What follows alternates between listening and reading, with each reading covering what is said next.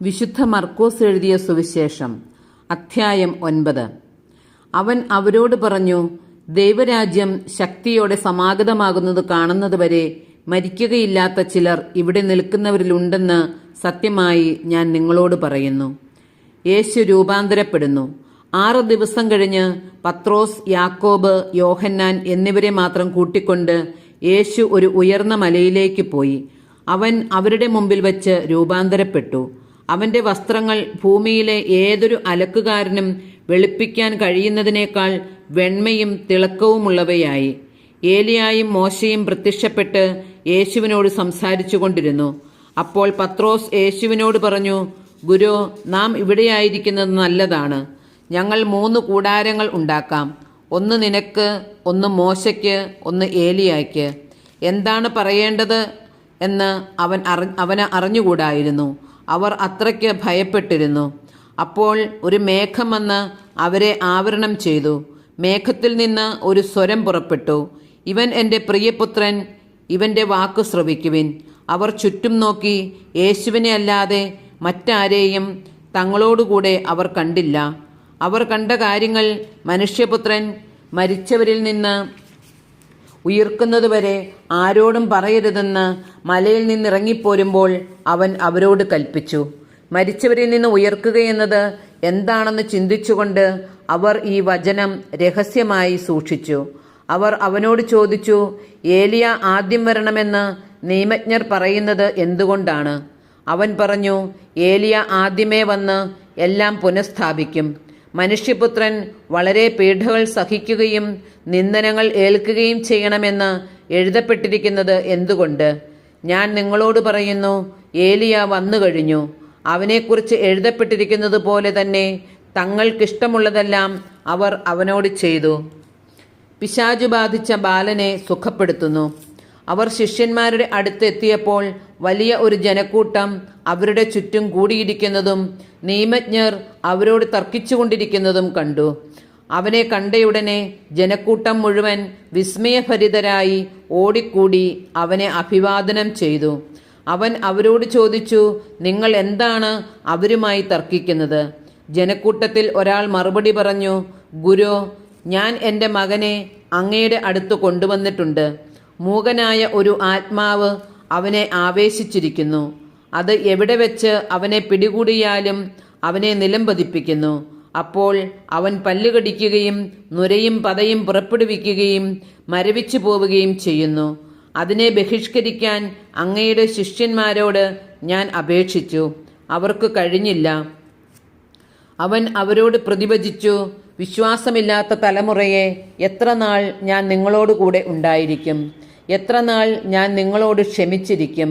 അവനെ എൻ്റെ അടുക്കൽ കൊണ്ടുവരൂ. അവർ അവനെ അവൻ്റെ അടുക്കൽ കൊണ്ടുവന്നു. അവനെ കണ്ടയുടനെ ആത്മാവ് കുട്ടിയെ തള്ളിയിട്ടു.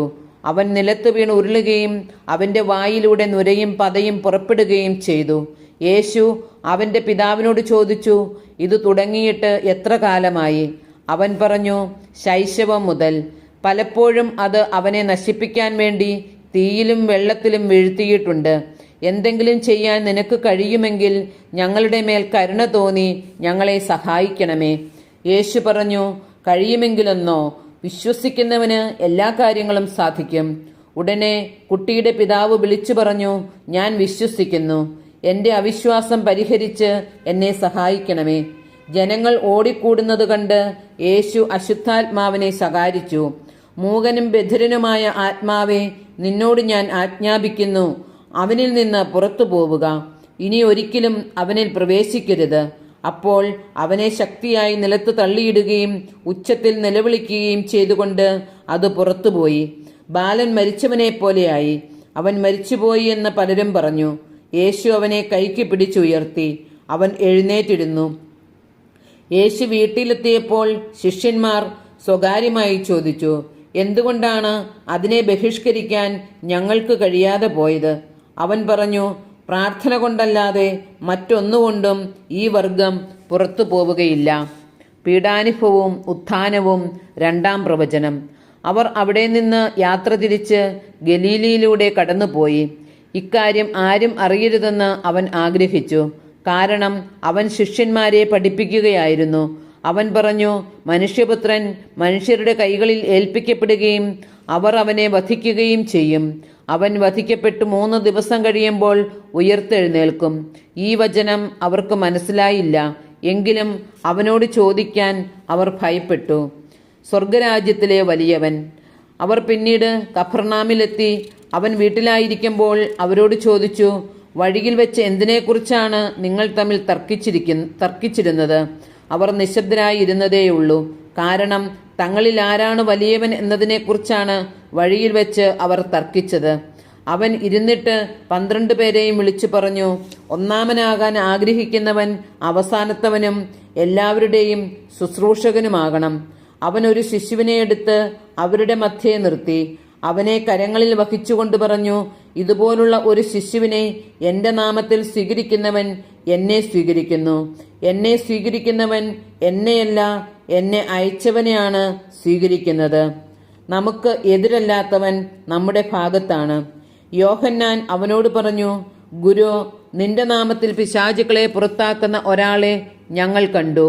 ഞങ്ങൾ അവനെ തടഞ്ഞു, കാരണം അവൻ നമ്മളെ അനുഗമിച്ചില്ല. യേശു പറഞ്ഞു, അവനെ തടയേണ്ട. ഒരുവന് എൻ്റെ നാമത്തിൽ അത്ഭുത പ്രവൃത്തി ചെയ്യാനും ഉടനെ എന്നെക്കുറിച്ച് ദൂഷണം പറയാനും സാധിക്കുകയില്ല. നമുക്ക് എതിരല്ലാത്തവൻ നമ്മുടെ പക്ഷത്താണ്.